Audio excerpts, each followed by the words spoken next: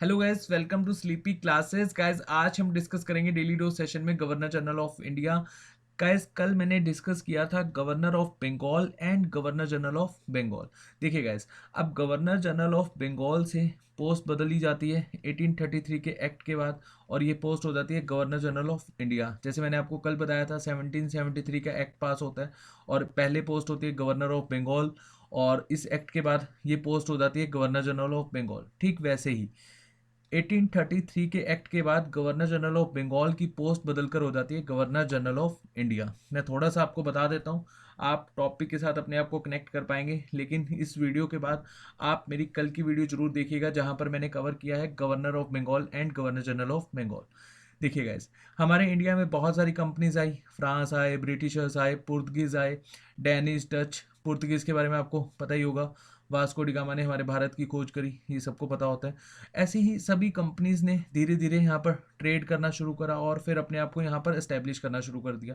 लेकिन कामयाब होते हैं यहाँ पर ब्रिटिशर्स।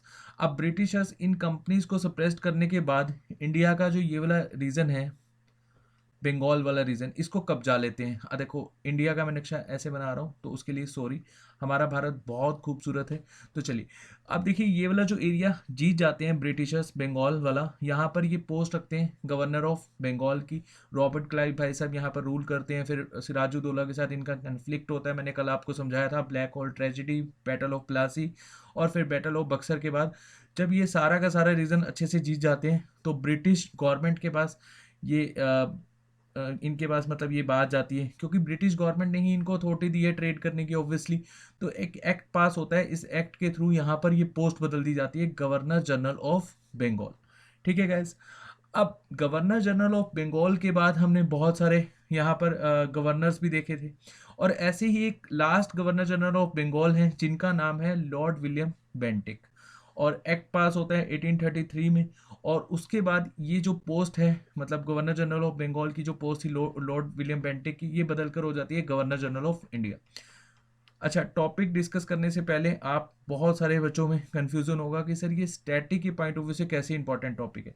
देखिए गाइस, बहुत सारे क्वेश्चन पूछे जाते हैं स्टैटिक में। जैसे पूछ लिया जाता है direct, father of Indian telegraph किसको कहा जाता है, फादर ऑफ इंडियन रेलवे किसको कहा जाता है, father of Indian postal system, father of Indian engineer service, या फिर मेकर ऑफ मॉडर्न इंडिया। तो ऐसे बहुत सारे क्वेश्चंस हैं जो यहाँ से भी आपके कवर होते हैं स्टैटिक से।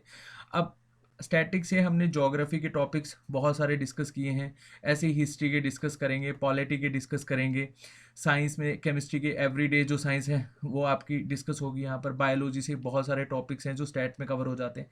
अब जो स्टैट वाला पार्ट है, या फिर हम कहें डेली डोज का जो ये पार्ट हम कवर कर रहे हैं डेली वाइज, ये आपका ब्रह्मास्त्र का काम करेगा। ठीक है गाइज, आप जस्ट रिवाइज कीजिए अपने एग्जाम को, और इस सीरीज के साथ डेफिनेटली आप अपने एग्जाम में बहुत अच्छे मार्क्स ले पाएंगे, चाहे आपका ईपीएफओ का हो, चाहे आप रेलवे लेवल के एग्जाम की तैयारी कर रहे हो। ठीक है गाइज, चलिए, उसके बाद यहाँ पर लॉर्ड विलियम बेंटिक के द्वारा क्या क्या रिफॉर्म्स लाए गए। तो सबसे पहले तो इनको कहा जाता है most एनलाइटेड liberal governor general of India. और ये क्यों कहा जाता है, क्योंकि इन्होंने सती प्रथा को खत्म किया था विद द हेल्प ऑफ राजा राम मोहन रॉय। अगर आप मॉडर्न हिस्ट्री डिटेल में पढ़ना चाहते हैं, और जैसे राजा राम मोहन रॉय एक सोशलिस्ट थे, या फिर एक इन्होंने रिफॉर्मिस्ट, इनको रिफॉर्मिस्ट कह सकते हैं, और इनके द्वारा बहुत सारे रिफॉर्म्स लाए गए थे। मैंने रिफॉर्म्स 3 सेशन में कवर किए हैं। मॉडर्न हिस्ट्री बहुत ज़्यादा डिटेल में डिस्कस कर रहा हूँ मैं। ईपीएफओ की प्लेलिस्ट खोलिए, वहाँ पर जितने भी मॉडर्न हिस्ट्री के आपको लेक्चर्स दिखेंगे उसको आप देखिए अच्छे से, तो आपकी मॉडर्न हिस्ट्री बहुत अच्छी हो जाएगी। तो चलिए, उसके बाद इन्होंने बैन किया था फीमेल इन्फेंटिसाइड को। इन्फेंटिसाइड कहा जाता है भ्रूण हत्या। ये कब की गई थी, 1829 में। अच्छा चलिए, एक क्वेश्चन आपसे पूछता हूं मैं, सती प्रथा को पुर्तगीज के द्वारा फर्स्ट टाइम कब बैन किया गया था। तो पुर्तगीज के द्वारा कब बैन की गई थी सती प्रथा फर्स्ट टाइम, आपने मुझे बताना है। और ये आप मुझे आप अगर आपको नहीं पता होगा तो आप यही ईपीएफओ की प्लेलिस्ट में जाकर देख सकते हैं। एडवेंट ऑफ यूरोपियंस में मैंने इसको कवर किया हुआ है। उसके बाद चलिए, सप्रेस किया इन्होंने ठग्स को, मतलब यहाँ पर ठग डकैत वगैरह बहुत ज़्यादा हो गई थी। तो एक मिलिट्री ऑपरेशन चलाया जिसको लेड किया था विलियम सेलेमन ने 1830 में, और बहुत ज़्यादा ये ऑपरेशन से एक राहत मिली थी लोगों को, क्योंकि ठगाठोरी यहाँ पर बहुत ज़्यादा बढ़ गई थी। उसके बाद इन्होंने एनेक्स किया मैसूर वाले रीजन को, और कॉर्क वाले रीजन को और बहुत सारे रीजन को इन्होंने एनेक्स कर लिया था। मिस गवर्नमेंट के चलते हुए इन्होंने कहा कि आप यहाँ पर गवर्नमेंट अच्छे से चला नहीं पा रहे हैं, तो इन्होंने मैसूर रीजन को एनेक्स कर लिया था। मैंने आपको कल भी बताया था ब्रिटिशर्स बहुत ज़्यादा चालाक थे, और चालाक कैसे थे, वार लड़ते थे, और वार लड़ने के बाद ये देखते थे कि इंडिया में अब यहाँ पर ये राजा, जैसे मैंने अब आपको यहाँ इंडिया का मैप समझाया था, ये बंगाल वाला रीजन कब जाया, तो गवर्नर जनरल ऑफ बंगाल अब पूरा का पूरा भारत जीत चुके थे। यहाँ पे मैसूर वार जीत गए थे, मराठा 1761 में वैसे ही कमज़ोर हो गए थे, पानीपत का थर्ड बैटल। और जो मुगल्स थे वो पहले मराठास की तरफ देखते थे कि आप हमारी हेल्प कीजिए, बाद में ब्रिटिशर से पेंशन लेने लगे थे, तो ये तो खैर वैसे वीक थे। और ये जो इधर वाला एरिया यहाँ पर देखिए, जो वेस्टर्न वाला एरिया, ये महाराजा रणजीत सिंह जी के पास था। तो ब्रिटिशर्स को लगता था पूरा का पूरा इंडिया तो हमने कब्जा लिया धोखेधड़ी से, या फिर ट्रीटीज, जो एक ये ट्रीटी वाला खेल करते थे, मैंने आपको कल बताया था, मैं थोड़ा बता देता हूँ, चलो आपको समझ आ जाएगा। जैसे मान लीजिए एंग्लो मैसूर वार, इसी को डिस्कस कर लेते हैं। 4 वार हुई थी, 2 हैदर अली के साथ, 2 टिप्पू सुल्तान के साथ। अब फर्स्ट वार लड़ी गई, हैदर अली ने इनको हरा दिया, इन्होंने यहाँ पर एक ट्रीटी साइन कर ली। ट्रीटी होती थी लाइक एस, जैसे कि अब आप फ्रेंडशिप रिलेशनशिप एस्टेब्लिश कर रहे हो, अब आप वार नहीं लड़ोगे। तो यहाँ पर ब्रिटिशर्स क्या करते थे, ये ट्रीटी साइन करी और दूसरे की टेरिटरी में अपने जो 2-3 ऑफिसर्स को भेज देते थे। ये इनकी यहाँ पर वीकनेस पर वर्क करते थे, इनकी वीकनेस को जानते थे, और बाद में सेकेंड वार डिक्लेयर कर देते थे ब्रिटिशर्स। फिर उनकी वीकनेस पे वार करते थे, फिर ट्रीटी साइन कर लेते थे, फिर कुछ वीकनेस जान लेते थे, फिर वार कर देते थे। तो धीरे धीरे धीरे करके ये जब तक एरिया नहीं जीतते थे तो ऐसे ही वार लड़ते थे, जब हारने लगते थे ट्रीटी साइन कर लेते थे। मतलब यहाँ पर आप देख सकते हो दिमाग से काम कौन ले रहा है, ब्रिटिशर्स। और हम समझते थे कि इन्होंने ट्रीटी साइन कर ली तो ये एक फ्रेंडशिप रिलेशनशिप चाहते हैं, और हम इनके साथ मतलब थोड़ा सा जज्बाती हो जाते थे, भावुक हो जाते थे, कनेक्ट हो जाते थे, और इसी का फ़ायदा ब्रिटिशर्स उठाते थे। और ऐसे करते करते इन्होंने पूरा भारत हमसे जीत लिया। अब एनेक्स कर लिया मैसूर। पहले तो मैसूर में यहाँ पर इन्होंने टिप्पू सुल्तान की डेथ के बाद वुडियार डायनेस्टी को बैठाया। वुडियार डायनेस्टी का सिर्फ 3 साल का राजा था, जिससे इन्होंने सब्सिडरी लाइन साइन करवाया था। उसके बाद ये एनेक्स कर लिया था 1831 में। ठीक है गैस। उसके बाद चार्टर एक्ट आया। चार्टर एक्ट बहुत ही इंपॉर्टेंट है, मैं इसको भी डिटेल में समझाऊंगा। 1833 का चार्टर एक्ट। ठीक है गैस। वैसे आप डिटेल में पॉलिटी में समझना, जो हिस्ट्री के पॉइंट ऑफ व्यू से इंपॉर्टेंट है वो हम यहाँ पे समझेंगे। ठीक है गैस। और यहाँ पर रेगुलेशन ऑफ 1833 आया, इसको लीड कर रहे थे मार्टिन बर्ड्स। बेसिकली इनको कहा जाता है father of land revenue settlement in north. अच्छा, नॉर्थ साइड में, पंजाब साइड में एक और सेटलमेंट आया था, इसको कहा जाता था माहलवारी सिस्टम। अब माहलवारी सिस्टम क्या होता था, ब्रिटिशर्स यहाँ पर जो फार्मर्स हैं उनसे एक तरह से टैक्स वसूलते थे। अब ये क्या करते थे, माहलवारी सिस्टम के थ्रू इन्होंने क्या करा, 2-3 विलेजेस को कनेक्ट कर दिया। मतलब 2-3 विलेजेस को कनेक्ट करने के बाद ये क्या कहते थे सॉरी गाइस, 2-3 विलेजेस को कनेक्ट करने के बाद ये इसको महल कहते थे। ठीक है। और इसी को कहा जाता था माहलवारी सिस्टम। मतलब 2-3 विलेजेस को कनेक्ट करा और यहाँ से टैक्स वसूला, और यहाँ के जो पीसेंट मतलब जो फार्मर्स होते थे डायरेक्टली उनसे वसूलते थे। एक हमने परमानेंट सेटलमेंट पढ़ा था, उसमें ये 3 टायर स्ट्रक्चर था। जैसे फर्स्ट पे ब्रिटिश ईस्ट इंडिया कंपनी था, सेकंड में जमींदार थे, और थर्ड में पीजेंट्स थे। पीजेंट्स पहले टैक्स देते थे जमींदार को, जमींदार आगे देते थे ब्रिटिश ईस्ट इंडिया कंपनी को। 1/11 जो हिस्सा था वो जमींदार के पास जाता था, 10/11 इसका हिस्सा जाता था ब्रिटिश ईस्ट इंडिया कंपनी के पास।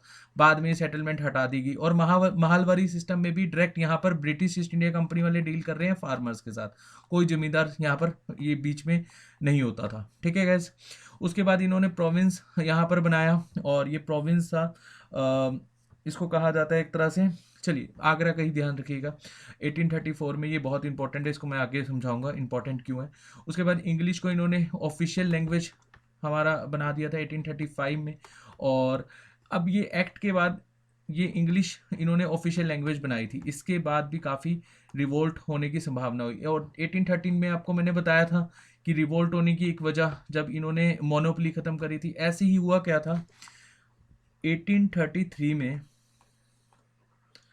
इन्होंने ब्रिटिश ईस्ट इंडिया कंपनी से, यहाँ पर ये एक्ट पास हो रहा है कहाँ पर, ब्रिटेन की पार्लियामेंट में। तो ब्रिटेन की पार्लियामेंट ने ब्रिटिश ईस्ट इंडिया कंपनी से सभी चीज़ों में मोनोपोली छीन ली थी। अब 1833 के एक्ट में हमने क्या पढ़ा था, चार्टर एक्ट 1833 में, ब्रिटिश ईस्ट इंडिया कंपनी से मोनोपोली तो छीन ली, लेकिन टी में और चाइना के साथ जो ट्रेड होता था उसमें मोनोपोली रहने दी। ठीक है गैस। और इसके बाद क्या हुआ, हमारे भारत में बहुत सारी कंपनीज आने लगी ब्रिटेन की तरफ से। ये मैंने आपको कल की वीडियो में समझाया था कि नेपोलियन का दबदबा हुआ, इस वजह से ये यहाँ पर आनन फानन में इस एक्ट में डिसीजन लिया गया ब्रिटेन की पार्लियामेंट की तरफ से कि ब्रिटिश ईस्ट इंडिया कंपनी से मोनोपोली छीन रहे हम, सिर्फ चाय और चाइना के साथ जो ट्रेड है उसमें मोनोपोली रहेगी, लेकिन यहाँ पर बिल्कुल ही मोनोपोली छीन ली गई। और धीरे धीरे ब्रिटेन की जो गवर्नमेंट है वो चाहती थी कि हम ब्रिटिश ईस्ट इंडिया कंपनी को कमज़ोर करें। और मैंने कल आपको एक बात बताई थी कि जो चार्टर एक्ट है, जो ये 20-20 साल के गैप में हमें देखने को मिला है, ठीक है गैस। तो 1833 का जो चार्टर एक्ट है, इसमें भी क्या होता है, 20 साल के लिए अथॉरिटी दे दी जाती है ब्रिटिश ईस्ट इंडिया कंपनी को कि आप भारत में ट्रेड के साथ साथ यहाँ पर पॉलिटिकल एक तरह से एडमिनिस्ट्रेशन भी संभालेंगे। अच्छा चलिए, मैं चार्टर एक्ट समझा ही देता हूँ आपको। अब यहाँ पर फर्स्ट पॉइंट तो हम ऑलरेडी कवर कर चुके हैं कि गवर्नर जनरल ऑफ बंगाल की पोस्ट बदलकर गवर्नर जनरल ऑफ इंडिया कर दी, ठीक है। और गवर्नर जनरल ऑफ जो इंडिया है उसके पास लेजिस्लेटिव साथ साथ एग्जीक्यूटिव पावर है, ठीक है गैस। और अब यहाँ पर ब्रिटिश गवर्नमेंट ने देखा कि गवर्नर जनरल ऑफ इंडिया जब ऑलरेडी यहाँ पर बन चुका है, तो यहाँ पर जितने भी प्रेसिडेंसी थी, जैसे बॉम्बे की प्रेसिडेंसी थी, मद्रास की प्रेसिडेंसी थी, तो इनको यहाँ पर ऐसा ज़रूरत नहीं है, तो इनके पास कोई पावर भी नहीं थी। तो डायरेक्टली पावर किसके पास थी, गवर्नर जनरल ऑफ इंडिया के पास। और यहाँ पर ये काउंसिल मेंबर भी बनाते हैं। काउंसिल मेंबर तो खैर पहले भी थे, बढ़ा देते हैं काउंसिल मेंबर इस एक्ट में, पहले 3 होते हैं, अब ये 4 कर देते हैं। ये मैंने अलग अलग क्यों लिखा है, ध्यान से समझिएगा। ये जो एक मेंबर है, इसको स्पेशल अपॉइंट किया जाता है एज ए लॉ मेंबर के तौर पे, मतलब ये सारी की सारी लॉ एंड लीगल के नॉलेज रखता था और ये सारी लॉज वगैरह बनाता था। और इस बंदे का नाम था मैकॉले या मैकुले। अब ये जो पर्सन है ना, इसके द्वारा बहुत सारे रिफॉर्म्स लाए गए थे और ये रिफॉर्म्स हमें बाद में चलकर देखने को मिले। जैसे आपने सुना होगा सीआरपीसी की जो सेक्शन होते हैं 1861, है ना, और आईपीसी 1860 और civil procedure code 1859, civil procedure code CPC. तो ये सारा का सारा जो हुआ था जब ये ब्रिटिशर्स ने यहाँ पर एक लॉ मिनिस्टर अलग से अपॉइंट करा, मतलब काउंसिल मेंबर में से पहले होते थे 3 मेंबर और ये अलग से इन्होंने अपॉइंट किया था, ठीक है गैस, ये ध्यान रखना। अच्छा, मैकॉले की एक और यहाँ पर हम पढ़ेंगे जब इसने इंग्लिश को मैंडेटरी कर दिया था हायर एजुकेशन के लिए। अब देखिए, इसका जो ये रिफॉर्म था ना, ये ज़्यादा सक्सेसफुल हुआ नहीं। अब हायर एजुकेशन के लिए इस भाई साहब ने इंग्लिश को मैंडेटरी कर दिया और हमारे भारत में ज़्यादातर हायर एजुकेशन तक कोई बहुत ही कम लोग पहुंचते थे, है ना। मेनली हम यहाँ पर प्राइमरी एजुकेशन लेते थे या मैक्सिमम सेकेंडरी एजुकेशन लेते थे। और हायर एजुकेशन तक जो इंग्लिश जाती थी उसको लोग सपोर्ट ही करते थे, जैसे राजा राम मोहन राय ये इंग्लिश को सपोर्ट करते थे कि ठीक है, हायर एजुकेशन में इंग्लिश होनी चाहिए।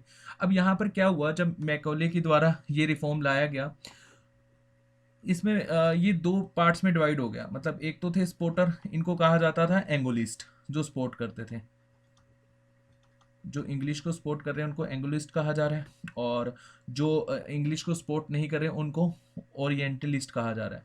जैसे आज की डेट में आप देखते हो ना, न्यूज़ चैनल पे बहुत ज़्यादा डिबेट चलती है, वो इसी चीज़ को समझिए कि यहाँ पर भी डिबेट होने लगी, मतलब बहस होने लगी कि कुछ लोग कहते थे कि नहीं, हायर एजुकेशन में ठीक नहीं है, आपको सिर्फ और सिर्फ यहाँ पर जो भारत की लैंग्वेज है उसी पर ही ठीक है, मतलब वही आप पढ़ाइए। ओरिएंटलिस्ट तो ये बोलते थे नहीं, और एंग्लोइस्ट क्या बोलते थे, नहीं, इंग्लिश सही है, हायर एजुकेशन में इंग्लिश होनी चाहिए। अच्छा, कई बार क्वेश्चन आ जाता है चार्टर एक्ट 1833 को का दूसरा नेम क्या है, किसी और नाम से जाना जाता है तो वो क्या है, तो आपने याद रखना है सेंट हेलिना एक्ट।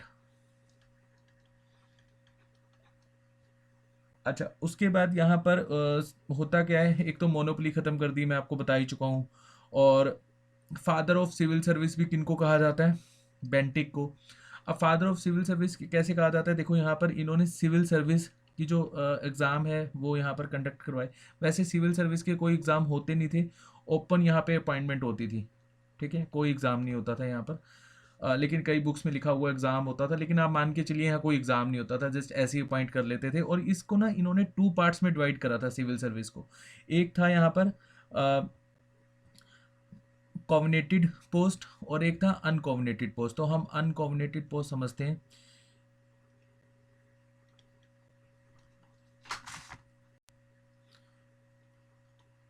अब ये जो अनकॉम्बिनेटेड पोस्ट है ये होती थी लोअर पोस्ट, ये इंडियंस के लिए होती थी, और कॉम्बिनेटेड पोस्ट होती थी हायर पोस्ट, ठीक है, सिविल सर्विस में।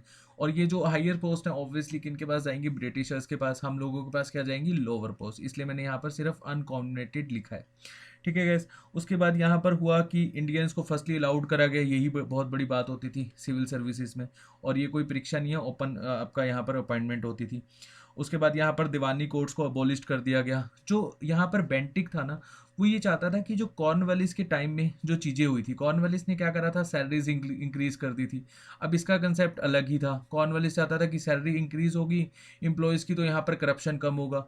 तो ये बेंटिक भाई साहब ने कहा कि नहीं, ऐसा बिल्कुल गलत है, कोई यहाँ पर कोई बेनिफिट होने वाला नहीं है, तो सैलरीज कम करो, और जो फालतू की पोस्ट हैं जैसे कमिश्नर तो चलो खैर होते थे, एसपी डीएसपी, ये पोस्टें हटा दी गई, ठीक है। मतलब बहुत सारी पोस्टें इसने हटा दी गई। जो दीवानी कोर्ट्स होते थे, जो लोकल लेवल पर कोर्ट्स होते थे, उनको इसने अबॉलिश कर दिया।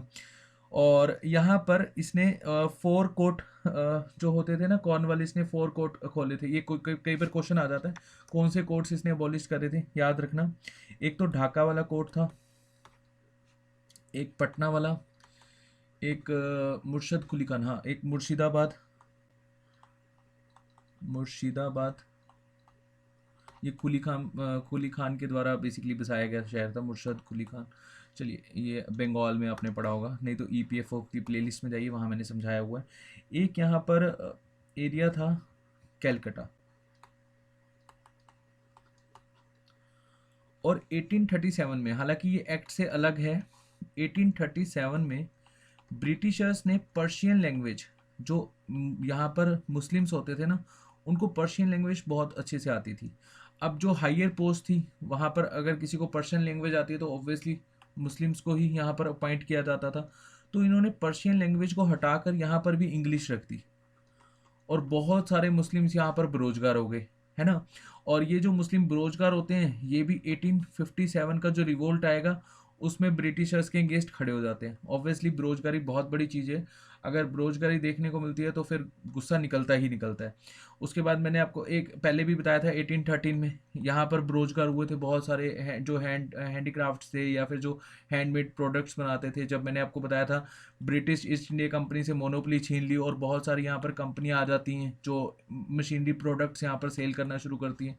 ऑब्वियसली मशीनरी प्रोडक्ट्स की जो एक तरह से फिनिशिंग है वो अच्छी आती है, और वो मार्केट में कहीं ना कहीं एक स्ट्रॉन्ग इम्पैक्ट डालते हैं। हैंडमेड प्रोडक्ट इतना ज़्यादा सफाई से बनते नहीं हैं, तो यहाँ पर बहुत सारे लोग बेरोजगार हुए थे। एक तो वो लोग 1857 में पार्ट लेते हैं, और एक ये मुस्लिम चाहते हैं कि यहाँ पर फिर से मुगल एम्पायर आना चाहिए, पर्शियन लैंग्वेज रहनी चाहिए, और इंग्लिश जो ये ब्रिटिशर्स हैं इनको यहाँ से जाना ही होगा। तो इस तरह की जो भावनाएं हैं वो उत्पन्न हो जाती हैं।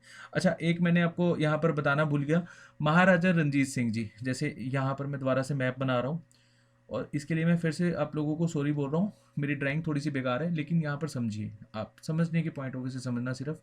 जो ये वाला एरिया है, वेस्टर्न वाला एरिया, ठीक है गैस, सतलुज नदी से इधर वाला एरिया, ये महाराजा रंजीत सिंह जी के पास था, ठीक है। और इधर वाला जो एरिया है ईस्टर्न वाला, ये ब्रिटिशर्स के पास था।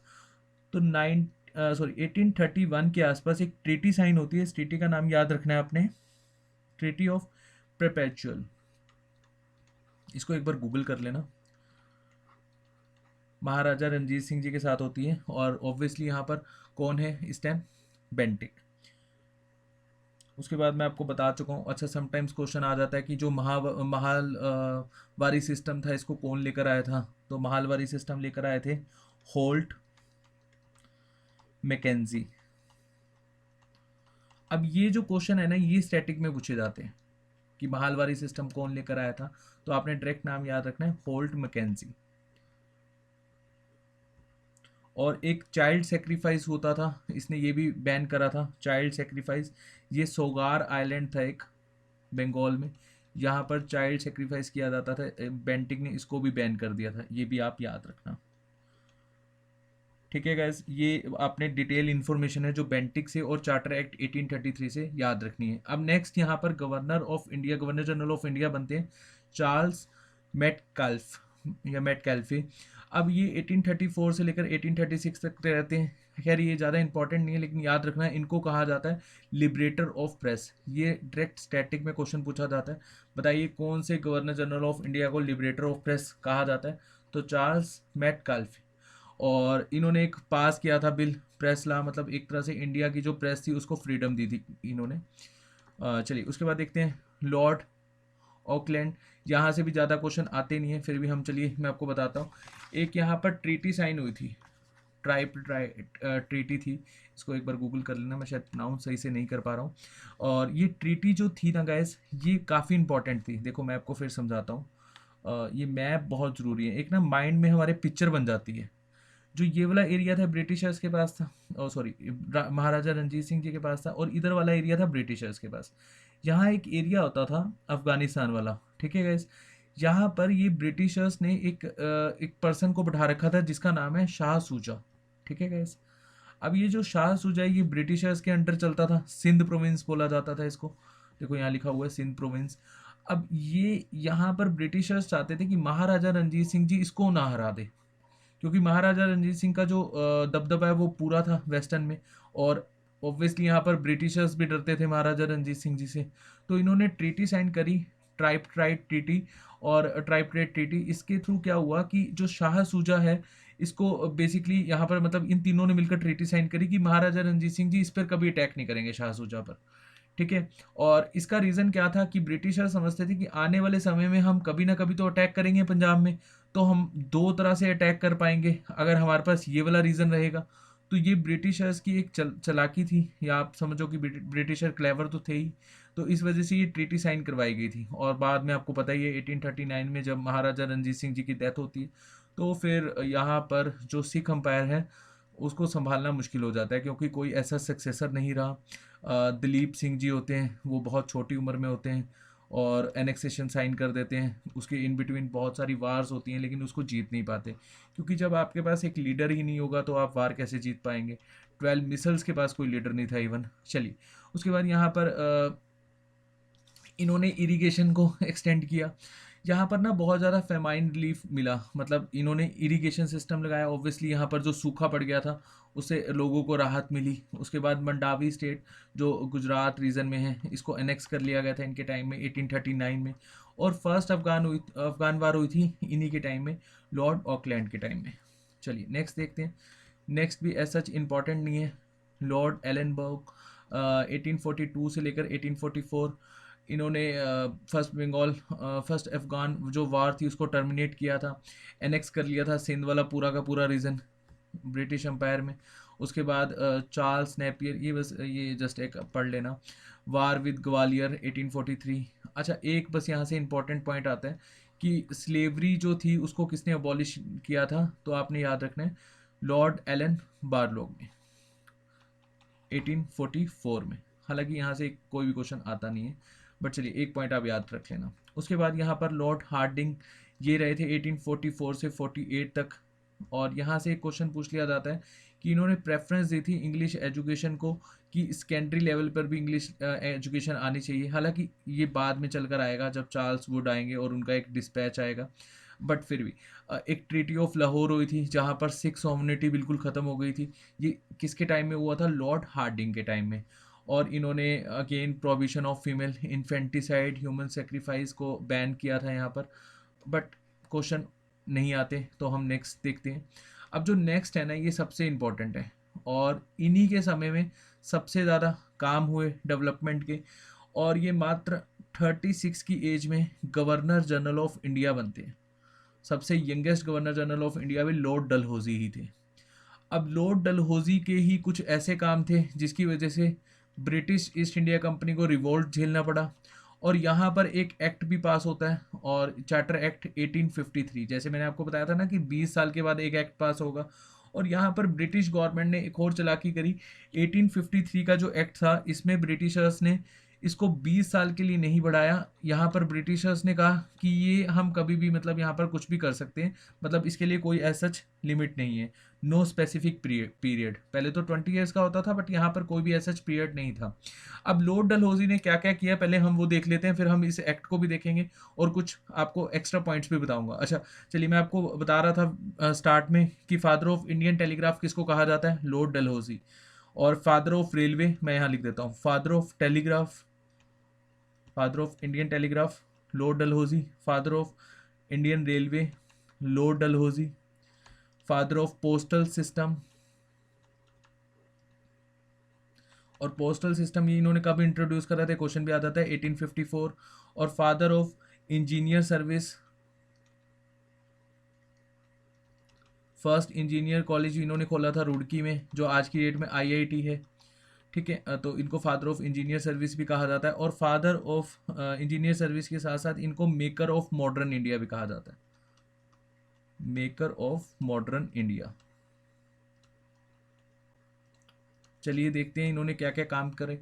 सबसे पहले तो इन्होंने इंट्रोड्यूस करा था पॉलिसी को, डॉक्ट्रिन ऑफ लैब्स।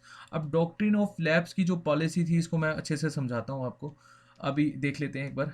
तो यहाँ ये पॉइंट इसी से ही रिलेट करता है, तो इसको मैं बाद में समझाता हूँ। यहाँ पर देखिए इन्होंने अबॉलिश कर दिया था टाइटल एंड पेंशन। जो टाइटल दिए जाते थे रूलर्स को, प्रिंसेस को, वो इन्होंने यहाँ पर अबॉलिश कर दिया था उस टाइटल्स को। पेंशन, जैसे एक पेंशन दी जाती थी मुगल जो रूलर्स होते थे उनको, या राजा महाराजाओं को पेंशन दी जाती थी, तो वो इन्होंने बंद कर दी थी। सेकंड सिख वार यहाँ पे हुआ। अच्छा, लॉर्ड डलहौजी का मेन एक एम था कि सिख टेरिटरी को ब्रिटिश ईस्ट इंडिया की टेरिटरी में लेकर आना, या फिर ब्रिटिश टेरिटरी में लेकर आना, इस सिख टेरिटरी को जीतना। ये इनका एक सपना था। ये सपने को लेकर यहाँ से चलते हैं लंदन से, और जब ये बनते हैं गवर्नर जनरल ऑफ इंडिया, और इनके टाइम में ये सपना पूरा भी हो जाता है। एनेक्सेशन ऑफ पंजाब होता है 1849 में, महाराजा दिलीप सिंह से ये एनेक्सेशन ऑफ पंजाब साइन करवाते हैं, और इसी के थ्रू कोहिनूर हीरा चला जाता है परमानेंटली कहाँ पर, इंग्लैंड की महारानी के पास। और दिलीप सिंह जी को ले जाते हैं ये इंग्लैंड में, वहाँ पर ये जाकर उनको 10 से 15 लाख रुपए देते हैं, और अच्छे से इनका एक मतलब रहना सहना होता है। और बाद में चलकर ऐसा कहा जाता है कि क्रिश्चियनिटी में कन्वर्ट हो गए थे दिलीप सिंह, बहुत छोटी उम्र में थे, इनको पता ही नहीं था कि मैं कौन हूँ, कहाँ का राजा हूँ, है ना। तो चलिए ये अलग बात है। इसको हमने ना एंग्लो पंजाब वार में जो एंग्लो पंजाब वार हुए थे उसमें हमने अच्छे से डिस्कस किए है। अगर आप देखना चाहते हैं तो ईपीएफओ की प्लेलिस्ट में जाइए, और वहाँ पर मॉडर्न हिस्ट्री बहुत अच्छे से मैंने कवर करवाई हुई है, और आप एक एक वीडियो को अच्छे से देखिएगा। उसके बाद सेकंड बर्मिस वार हुई है 1852 में, वो भी डलहौजी के टाइम में हुई है। एनेक्सेशन ऑफ बिरार 1853। अब ब्रिटिशर्स यहाँ पर ना एक अलग ही पॉलिसी पर चल रहे हैं, और ये पॉलिसी है एनेक्सेशन। मतलब अब यहाँ पर पहले होता था कि जीत लिया, जीतने के बाद यहाँ पर कोई पपेट रूलर बैठा देते थे, उससे सब्सिडरी लाइन साइन करवाते थे, और यहाँ से टैक्स वगैरह वसूलते थे। लेकिन अब ये चीज़ें ख़त्म कर रहे थे धीरे धीरे, कि इनको पैसा देना पड़ता था प्रिंसेस को, और जो यहाँ पर इनके जो बेसिकली सैनिक जाते थे उनके लिए भी काफ़ी कॉस्ट जाती थी। तो अब ये सिस्टम इन्होंने ख़त्म कर दिया था, ये डायरेक्ट एनेक्सेशन पर आ गए थे। ठीक है, उसके बाद चार्टर एक्ट 1853, ये मैं आपको समझाऊंगा इसमें क्या क्या हुआ, और एक डॉक्ट्रिन ऑफ लैप्स मुझे आपको बताना है। उसके बाद यहाँ पर recruitment of civil service by competitive examination 1853। अब देखो यहाँ पर रिक्रूटमेंट पहले से हो चुकी थी बेंटिक के समय में, लेकिन यहाँ पर फिर से ये आया। तो मैं आपको बता दूं, जो पहले मैंने आपको बताया था ना कि लोअर पोस्ट और हायर पोस्ट के लिए ये खत्म कर दी गई थी, अब यहाँ पर ओपन कर दिया गया था कि आप एग्ज़ाम दीजिए, आप एग्ज़ाम दीजिए और कोई भी यहाँ पर जॉब लग सकता है। वैसे आपको एक बात बताता हूँ, यहाँ पर भी एग्ज़ाम हुआ नहीं था, ये भी एक तरह से ओपन ही थे, ओपन ही रिक्रूटमेंट होती थी। बट चलिए, बहुत सारी बुक्स में एग्ज़ाम है तो हम कंसिडर कर लेते हैं, लेकिन यहाँ पर ऐसा लोअर और हायर वाला सिस्टम ख़त्म कर दिया था ब्रिटिशर्स ने। उसके बाद एनेक्सेशन ऑफ अवध, और अवध का एनेक्सेशन के बाद बेगम हजरत महल का जो रिवोल्ट था, और रिवोल्ट अवध का वो जो रिवोल्ट था मैंने आपको रिवोल्ट की वीडियो में बताया हुआ है, तो वहाँ आप देख सकते हो। वही अगेन ईपीएफओ की प्लेलिस्ट में जाइए, अच्छे से देखिए। और उसके बाद हिंदू विडो रीमैरिज एक्ट, ये डलहौजी का सबसे अच्छा कदम था। देखो अभी रिफॉर्म्स की हमें, उस टाइम तो खैर हम रिफॉर्म्स का विरोध करते थे, लेकिन आज की डेट में हम देखते हैं कि ये कितना अच्छा रिफॉर्म था, हिंदू विडो रीमैरिज एक्ट। और ये आया था 1856 में। और इसका सबसे पहले मतलब इस डिसीजन का सबसे पहले स्वागत किया था विद्यासागर जी ने। ये मैंने रिफॉर्मिस्ट वाली वीडियो में बताया आपको, एक एक रिफॉर्मिस्ट और एक एक रिवाइवलिस्ट के बारे में, क्या क्या रिवाइवलिस्ट हुए यहाँ, क्या क्या रिफॉर्म्स हुए। उसके बाद फर्स्ट रेलवे, जैसे कि मैंने आपको बताया फादर ऑफ इंडियन रेलवे इनको कहा जाता है। तो फर्स्ट रेलवे लाइन 1853 में Bombay to Thane, second railway line भी इन्हीं के समय में हुई थी, कैलकाटा टू रानीगंज। और इन्होंने टेलीग्राफ, पोस्टल स्टैंप लेकर आए थे। फर्स्ट टेलीग्राफ लाइन आपको याद रखनी है कहाँ से कहाँ, कैलकाटा टू आगरा। शिमला को इन्होंने अपनी समर कैपिटल बनाया था और आर्मी का हेडक्वार्टर बनाया था, विंटर कैपिटल इनकी बंगाल रहती थी। 1911 में दिल्ली दरबार लगा था और फिर दिल्ली में कैपिटल शिफ्ट करी गई थी, लेकिन दिल्ली कैपिटल आपकी ऑफिशियली शिफ्ट हुई थी 1931 में। वैसे 1931 में ये डिसाइड हो गया था जब यहाँ पर हमारे राजा आते हैं और दिल्ली दरबार लगता है, सभी प्रिंसी मतलब यहाँ पर स्वागत करते हैं राजा का, और उसके बाद ये डिसाइड हो गया था। लेकिन याद रखना 1931 में ऑफिशियली दिल्ली बनी थी इंडिया की कैपिटल। एनेक्स कर लेते हैं अवध वाला रीजन, ये मैं आपको ऑलरेडी बता चुका हूँ। अवध 1856 में मिस गवर्नमेंट के चलते हुए वाजिद अली शाह से ये साइन कर लेते हैं। फिर इनकी वाइफ रिवोल्ट करती है, बेगम हजरत महल। उसके बाद ये गोरखा रेजिमेंट को रेस्ट करते हैं, मतलब बढ़ाते हैं यहाँ पर। और पब्लिक वेलफेयर डिपार्टमेंट, अच्छा ये बहुत इंपॉर्टेंट है, समटाइम्स क्वेश्चन पूछ लिया जाता है कि बताइए पब्लिक वेलफेयर डिपार्टमेंट किसके द्वारा खोले गए थे, तो याद रखना लॉर्ड डलहौजी। उसके बाद डलहौजी के बारे में मैं आपको बहुत सारी चीज़ें बताता हूँ। देखिए ग्रैंड ट्रंक रोड जो जीटी रोड है, इसकी रिकंस्ट्रक्शन किसने करवाई थी, डलहौजी ने। और जो रुड़की वाला जो आईआईटी कॉलेज है, जो पहले इंजीनियर कॉलेज खुला था, वो भी डलहौजी के द्वारा खोला गया था। Shimla capital window remarriage act. और उसके बाद जो एक यूनिवर्सिटी खोली गई थी, अच्छा 3 यूनिवर्सिटीज़ खोली गई थी, एक नहीं 3 खोली गई थी, बॉम्बे, कैलकाटा, मद्रास। और ये तीनों कहाँ खोली गई थी, 1857 में। मतलब बॉम्बे, कैलकाटा और मद्रास में खोली गई थी। कब खोली गई थी, 1857 में।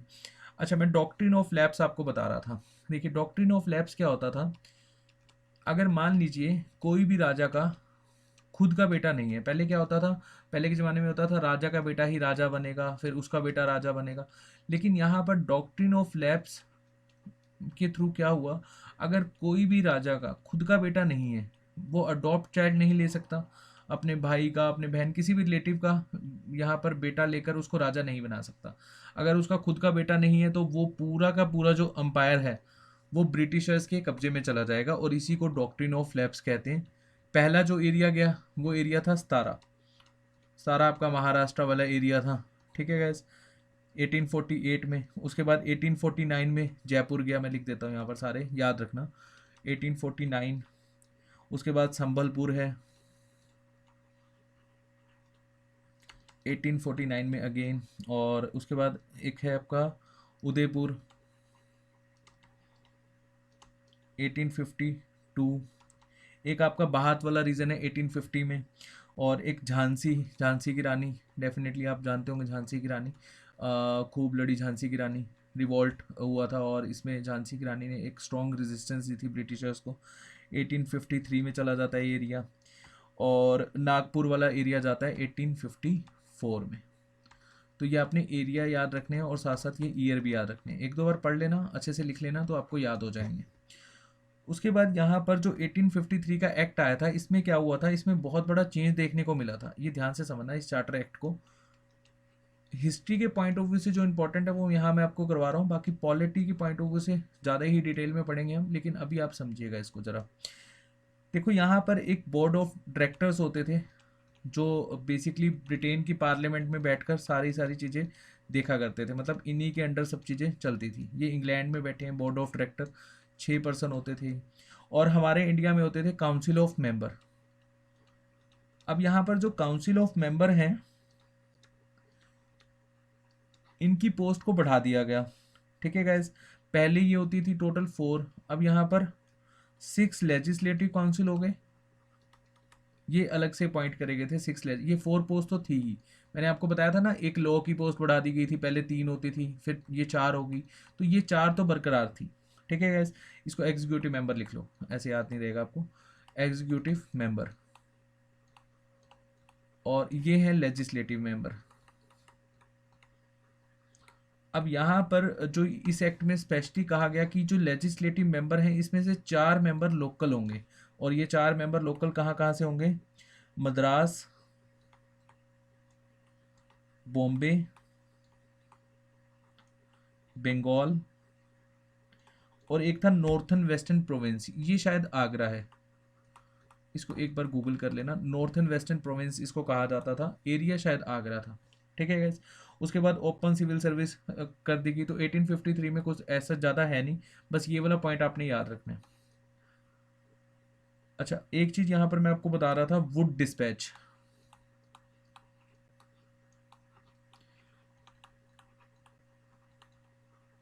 अब मैकॉले के द्वारा जो हायर एजुकेशन में इंग्लिश लाई गई थी, इसको वुड डिस्पैच ने कहा कि नहीं, हमें प्राइमरी एजुकेशन में तो चलो ठीक है, जो लोकल लैंग्वेज है वो चल रही है, अच्छी बात है, उसको चलने दीजिए। लेकिन इंडिया में अगर इंडिया के जो लोग हैं जो पढ़ना चाहते हैं वहाँ पर, उनको सेकेंडरी एजुकेशन में भी इंग्लिश को कंपलसरी करना होगा। तो ये वुड डिस्पैच का सबसे एक स्ट्रॉन्ग क्या कहते हैं, एक स्ट्रॉन्ग डिसीजन था। और वुड डिस्पैच जब हुआ तो उसके बाद यहाँ पर जो डलहौजी है उसको ये वुड डिस्पैच मानना मजबूरी होगी। क्यों मजबूरी होगी? क्योंकि 1853 के चार्टर एक्ट में साफ लिखा था कि अब ब्रिटेन की गवर्नमेंट कभी भी ब्रिटिश ईस्ट इंडिया कंपनी से पावर छीन सकती है। मतलब ब्रिटिश ईस्ट इंडिया कंपनी के द्वारा जो अपॉइंट किए जाते थे गवर्नर जनरल ऑफ इंडिया, इसको कभी भी ब्रिटेन की पार्लियामेंट हटा सकती है। तो डलहौजी को ये डर था कि अगर वहाँ से कुछ भी ऐसा डिसीजन आया वुड डिस्पैच मानना, इसलिए इसे मजबूरी हो गई थी। तो इंग्लिश को कंपलसरी कर दिया गया सेकेंडरी एजुकेशन में। प्राइमरी में अभी भी वर्नाकुल सिस्टम चल रहा था। वर्नाकुलर सिस्टम, वर्नाकुलर सिस्टम होता है जो रीजनल लैंग्वेज होती है, जैसे पंजाब की पंजाबी है, ऐसी गुजरात की गुजराती है। जो वर्नाकुलर सिस्टम मतलब यहाँ पर रीजनल लैंग्वेजेस चल रही थी प्राइमरी एजुकेशन में, लेकिन सेकेंडरी एजुकेशन में इंग्लिश हो गई थी, और हायर एजुकेशन में तो ऑलरेडी इंग्लिश थी ही। अब इसके थ्रू हुआ क्या? अच्छा, ये जो सिस्टम आया था इसको कहा जाता है मैग्ना कार्टा रिफॉर्म। एजुकेशन का मैग्ना कार्टा रिफॉर्म कहा जाता है इसको, Magna carta in education, education system, या ऐसा ऐसा समझ लो इसको। और उसके बाद यहाँ पर सेकुलर एजुकेशन सिस्टम देने की बात हुई। सेकुलर एजुकेशन सिस्टम बोले तो कि कोई भी धार्मिक जो स्कूल्स हैं वो अपने ही धर्म की बात बता रहे हैं, लेकिन यहाँ पर कहा गया कि हमें एक तरह से सेकुलर एजुकेशन सिस्टम को प्रमोट करना होगा। ये वुड डिस्पैच में लिखा हुआ था। और इसके साथ साथ आपने यहाँ पर ये पढ़ना है कि इसको कंसीडर करा जाता था, मैग्ना कार्टा मैं ऑलरेडी बता चुका हूँ, एक पॉइंट मैं यहाँ पर भूल रहा हूँ। चलिए, और अच्छा हाँ, एक यहाँ पर इसके थ्रू एक कॉलेज खोला गया था, पूसा इंस्टीट्यूट एग्रीकल्चर कॉलेज। ये पहले तो खोला गया था बिहार में 1854 में, बाद में इसको दिल्ली शिफ्ट कर दिया गया था। ये याद रखना, ये इंपॉर्टेंट पॉइंट है। तो चलिए, यही था आज का बेसिकली स्पेसिफिक पॉइंट जो हमने गवर्नर जनरल ऑफ इंडिया में डिस्कस करने थे।